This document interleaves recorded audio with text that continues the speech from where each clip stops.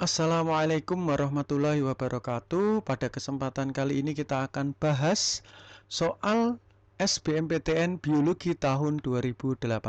Kita bacakan. Pengelompokan bakteri berdasarkan kelompok bakteri gram positif dan negatif didasarkan pada apa? Jadi, bakteri ini ada dua kelompok, satu bakteri gram positif, yang kedua adalah bakteri gram negatif. Ternyata pengelompokan ini berdasarkan dinding sel peptidoglikanya. Kalau gram positif itu tebal, sementara gram negatif dinding selnya tipis. Berarti nomor satu adalah D. Kita lanjut ke nomor 2 ya. Beberapa tumbuhan memiliki nilai ekonomi yang tinggi karena memiliki kayu yang harum. Salah satu tumbuhan tersebut adalah cendana. Cendana berbau harum karena apa?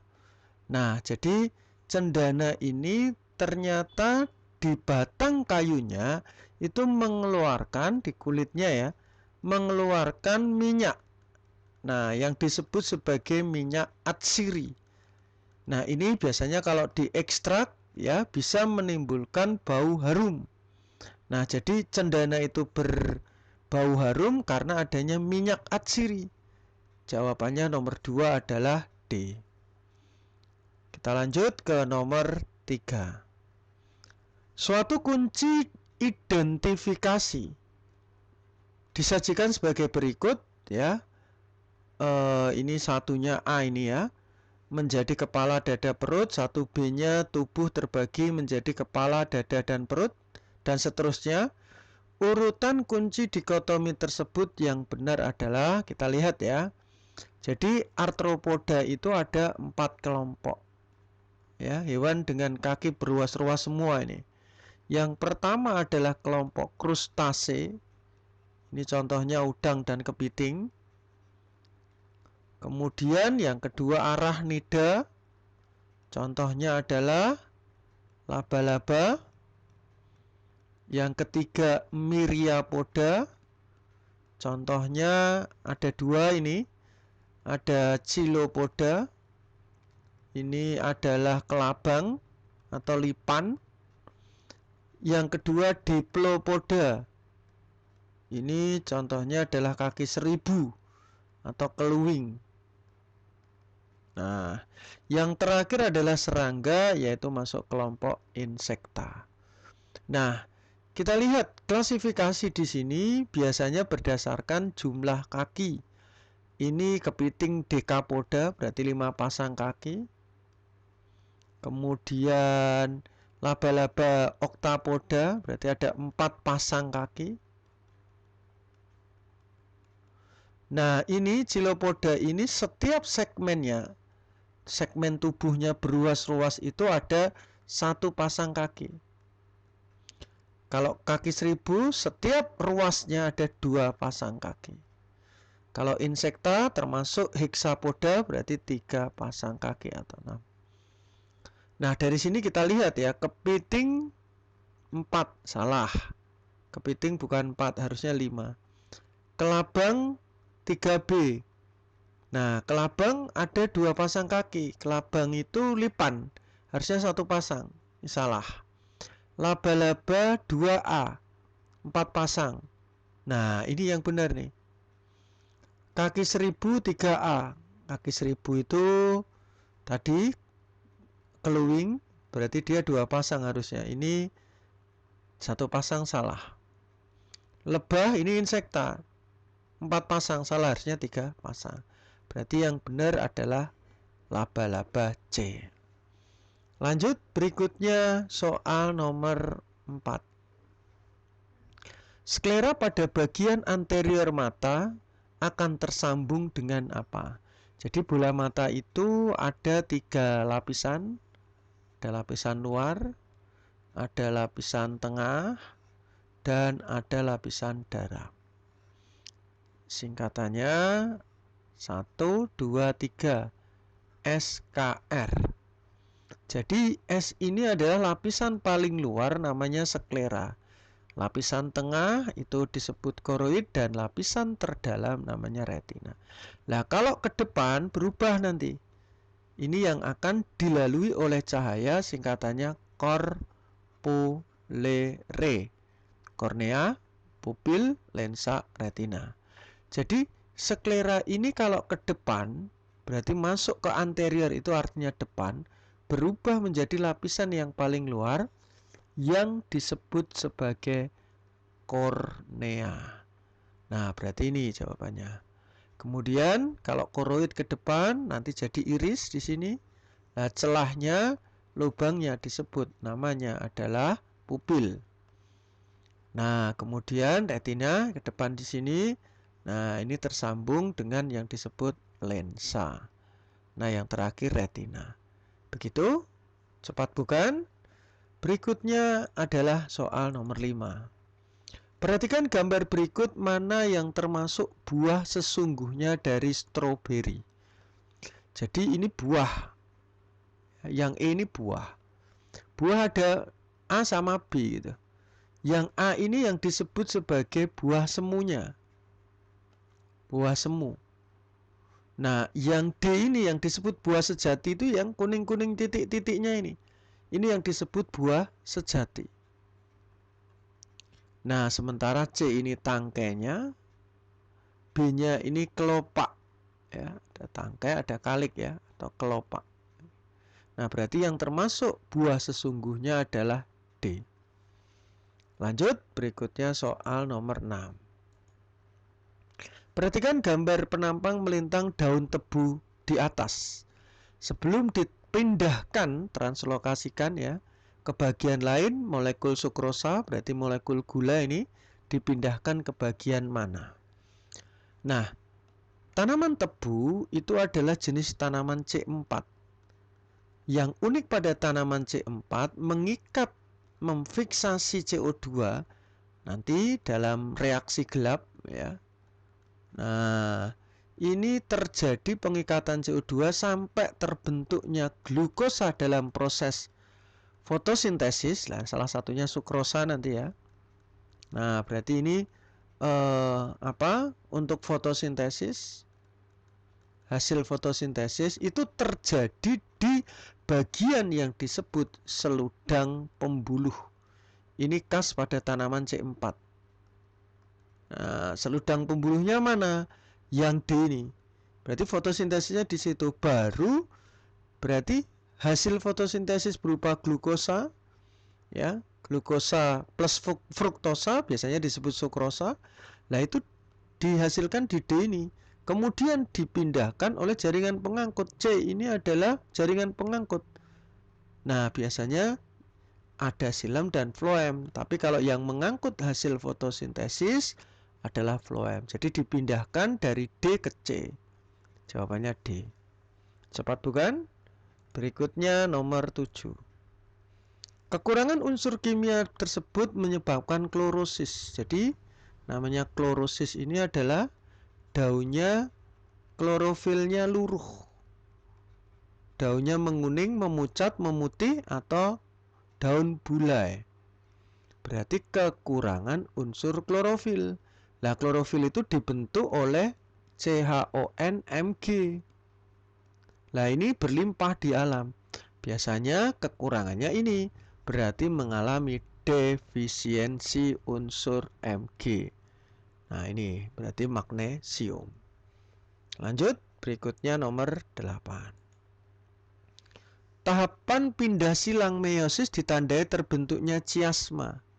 Jadi di tahap meiosis itu, di tahap meiosis 1 ya, terutama di tahap awal saat membentuk kelamin ya, meiosis itu contohnya sperma atau ovum, ini ada singkatan lesipadipdia. Yang pertama ada leptoten,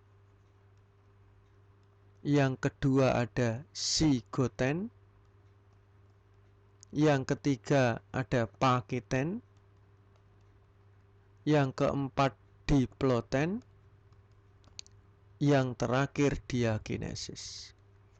Nah, apa saja cirinya? Nah, pada saat leptoten itu awalnya masih berupa benang-benang kromatin, nanti akan memendek, menebal, jadilah kromosom. Jadi terbentuk kromosom pertama kali itu di tahap leptoten. Yang kedua, setelah terbentuk kromosom, kromosom ini akan mencari pasangan. Namanya sigot itu berpasangan. Nah, yang hitam ketemu dengan yang merah, maka berpasangan itu bivalen atau terbentuk sinapsis. Berpasangan ya, atau kromosom homolog dengan dua kromatid ini. Nah, kemudian tahap yang ketiga adalah tahap pakiten. Nah, ini nanti kromatidnya mengganda. Nah, seperti ini. Sehingga setiap pasangan ada 4 kromatid. Disebut tetrad, itu 4. Nah, di tahap yang keempat, yaitu adalah diploten. Nah, kromosom ini akan saling tumpang tindih. Yang hitam, nah ini. Nah, inilah nanti terjadi pindah silang yang disebut crossing over. Nah, tempat pindah silangnya kita tandai di sini ini yang disebut namanya chiasmata. Ya, chiasmata itu terbentuk pindah silang. Nah, ini di tahap diploten. Nanti yang terakhir, yang kelima, nanti terpisah kromosomnya ya. Ini ada hitam, kemudian ada merah, tapi sudah mengalami pindah silang. Berarti di sini ada G-nya yang pindah di sini yang hitam. Nah, ini ada merahnya. Ini terbentuk rekombinasi atau variasi kromosom yang homolog tadi. Berarti jawabannya di sini adalah diploten B. Berikutnya nomor 9. Pernyataan yang benar tentang teori Lamarck dan Darwin. Jadi keduanya ini adalah tokoh evolusi. Ya. Nah, evolusinya ada 2 nih ya. Yang pertama ada Lamarck, yang kedua Darwin. Nah, contohnya bagaimana? Salah satunya adalah melihat nenek moyang jerapah. Jadi jerapah itu kalau menurut si Lamarck, dulu hanya ada satu nenek moyangnya jerapah leher pendek. Jadi jerapahnya itu lehernya pendek. Tapi karena pohonnya zaman dulu itu tinggi-tinggi, dia harus mampu menjangkau makanan. Kalau nggak mampu menjangkau makanan, dia akan punah. Maka jerapah yang leher pendek ini berubah menjadi jerapah leher panjang karena proses yang disebut adaptasi karena faktor lingkungan. Nah, sehingga sekarang kita jumpai jerapah sekarang hanya akan ada jerapah leher panjang. Berarti pengaruh lingkungan adaptasi itu akan diwariskan ke anak. Atau teorinya juga dikenal sebagai use, organ yang digunakan berkembang, organ yang tidak digunakan menyusut, disuse. Nah, berbeda dengan teori Darwin, ini nenek moyang jerapah ada 2, yang berleher pendek, ya, ada jerapah leher panjang. Nah, pohonnya juga tinggi, jerapah pendek tidak mampu menjangkau makanan, dia punah. Nah, jerapah yang panjang mampu menjangkau makanan, dia hidup, berarti survival. Nah, inilah teori evolusi yang disebut sebagai seleksi alam. Coba kita bacakan yang A. Lamarck berpendapat bahwa dulu lehernya pendek betul, tetapi karena tumbuhan yang dimakannya tinggi, lehernya menjadi panjang dan diwariskan. Nah, ini tadi. Berarti A sudah benar. Lanjut, berikutnya nomor 10. Komponen pada sitoplasma yang ditemukan pada sel prokaryotik, berarti pada bakteri ada, eukariotik pada sel hewan tumbuhan ada. Kata kuncinya di sini ada kalimat sitoplasma. Di sini ada yang kalimat sito satu aja, namanya sitoskeleton. Nah, ini yang biasanya digunakan sebagai kerangka sel. Ini semua punya. Kalau nukleosom ini adalah untean DNA yang melilit protein histon. Ini hanya dimiliki sel eukariotik. Benang kromatin ya. Nah, ini kumpulan dari nukleosom yang akan membentuk solenoid. Solenoid berkumpul membentuk benang kromatin yang akhirnya jadi kromosom. Nah, kalau murein ini hanya ada di dalam prokariotik. Ya, murein ini disebut juga dinding sel penyusun dari bakteri. Nah, ini jadi jawabannya sitoskeleton, yaitu adalah A. Berikutnya nomor 11.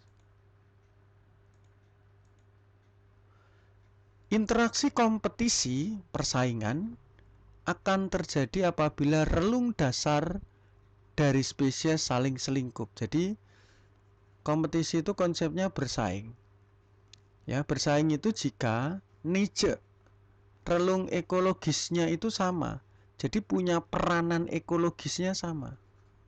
Contohnya seperti tikus dengan burung hantu sama-sama berebut ular, tikus dengan burung hantu ya.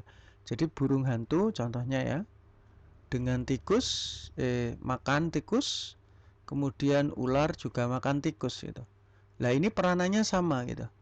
Nah, ini niche-nya saling selingkup. Nah, kalau saling selingkup, sumber dayanya terbatas, maka dia akan terjadi persaingan. Jadi persaingan itu kalau peranan ekologisnya sama, di tempat yang sama, berebut sumber daya yang sama dan terbatas, terjadi kompetisi. Itu yang disebut saling selingkup. Karena terjadi tumpang tindih. Berarti pernyataan betul, selingkupan merupakan relung yang sesungguhnya dari dua spesies tersebut betul dan berhubungan, jawabannya A. Lanjut, berikutnya nomor 11. 12. Kerja saraf simpatik berlawanan dengan parasimpatik, ya. Jadi contohnya saraf simpatik ini seperti pada saat orang gugup, takut, dari mata mulai pupilnya melebar, denyut jantung cepat, nafas cepat, mulutnya kering, pencernaan lambat, kantung kemih penuh. Nah, ini biasanya memicu nih, kecuali saluran pencernaan biasanya terhambat. Kalau parasimpatik ini saraf-saraf yang berhubungan dengan kondisi rileks, santai. Ya, contohnya kalau santai, pupil mengecil, denyut jantung lambat, nafasnya panjang, pencernaan cepat, air liur banyak, kantung kemih menutup, kemudian mengkontraksi, kencing. Berarti ini kondisi menghambat, santai, tenang. Nah, makanya berlawanan, ya, kerjanya berlawanan. Nah, berlawanan ini tujuannya adalah, ini betul nih, untuk apa? Saling menjaga keseimbangan atau yang disebut homeostasis. Nah, berarti saraf simpatik bekerja bersama-sama mempertahankan keseimbangan. Jadi bekerja bersama-sama betul, ya. Tapi di sini tidak berhubungan ya. Satu bekerja sama-sama mempertahankan keseimbangan. Begitu. Berarti B. Berikutnya nomor 12, 13 selanjutnya. Polisakarida itu karbohidrat, ya, lipid itu lemak, kemudian protein ya. Persamaannya apa? Satu, disintesis dari ikatan peptida. Peptida itu khusus protein, berarti salah. Ya. Jadi dipecah. Nah, jadi poli itu banyak, polimer. Nanti dipecah menjadi monomer. Nah, dipecah itu berarti dihancurkan, diuraikan. Kebalikannya, monomer di sana menjadi polimer berarti disintesis, berarti dipecah benar. Ini disintesis benar, berarti 2 dan 4C. Ya, berikutnya nomor 14. Ikatan hidrogen pada DNA dihubungkan oleh, jadi DNA itu ya, itu ingat Dina, ingat lahir di bulan Agustus. Jadi ini ada basa purin, ini pirimidin. Ini ada purin, ada pirimidin. Nah, ini selalu berpasangan ya. Jadi kalau purin A pasangannya T, G dengan S. Nah, pasangan ini itu dihubungkan oleh ikatan hidrogen. A dengan T ikatannya 2, G dengan S ikatannya 3. Berarti A dan S salah. Ya, A dengan U salah, G dengan S. Nah, ini yang benar 4 saja. Ikatannya 3, berarti jawabannya D. Berikutnya nomor 15. Terakhir, inseminasi buatan pada hewan ternak bertujuan untuk apa? Jadi kawin suntik nih. Jadi sperma contohnya pada sapi ya. Spermanya disuntikkan ke dalam alat kelamin betina sampai ke dalam rahim sapi betina, diharapkan bisa memiliki keturunan yang cepat ya. Nah, berarti seksual nih, generatif ya. Berarti anaknya akan bervariasi. Nah, fungsinya apa? Ya, mengupgrade ya, upgrading, meningkatkan kualitas anak, memproses kelahirannya bisa cepat, anaknya bervariasi. Seperti itu. Nih, meningkatkan kualitas bisa, kinerja reproduksinya biar cepat, mengatur waktu perkawinan, menyeragamkan salah harusnya variasi. Seragam itu berarti sama. Ini reproduksi aseksual ini. Berarti 1 2 3A. Demikian, terima kasih atas atensi dan perhatiannya. Semangat selalu, semoga sukses.